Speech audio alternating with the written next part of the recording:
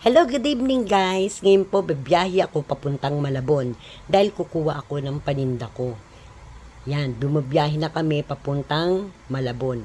Ngayon, nandito na kami ngayon sa Malabon at papunta na ako ng market. Ayan, mamimili na ako ng aking paninda. Ayan, naglalakad ako ngayon papunta dyan sa loob ng palengke. Andiyan dyan lahat yung maraming isda na pagpipilian. Ayan. Kaya kailangan alisto ka dyan dahil maraming kargador o maraming mga, ayan, may baha pa. Bumabaha kasi dyan. Yan, nakabota ko. Dahil sobrang baho ng tubig. Ayan. Tiyaga lang talaga. Ayan, namimili ako, kukuha kasi ako ng paninda ko. Tumitingin-tingin na ako ng mga isda na kailangan kong itinda sa palengke. Ayan, may bangus, madami. Mga isdang alat.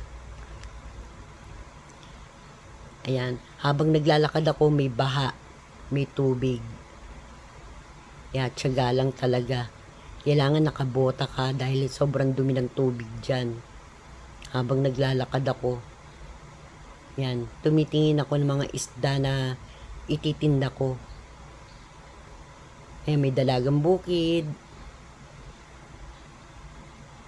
Tuloy lang ang paglalakad ko. At namimili ako ng ititinda ko.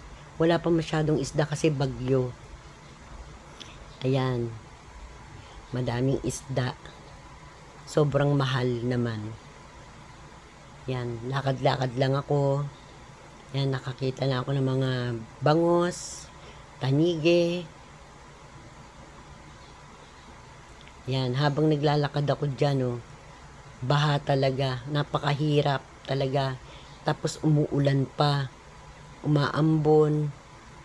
Talagang tiyaga-tiyaga lang talaga. Yan, 11 o'clock ng gabi yan. Hanggang 12:30 kami dyan sa loob.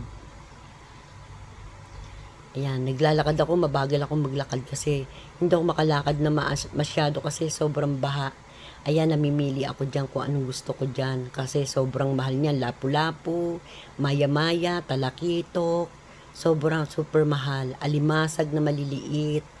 Yan. Ayan, yung mga hoya na isda. Lapu-lapu, maya-maya. Yan, dalagang bukid. At iyan na nga yung napili ko. Ngayon po, papauwi na kami ngayon at tapos na kami mamili. Kaya see you next video. Bye-bye. Pauwi na kami.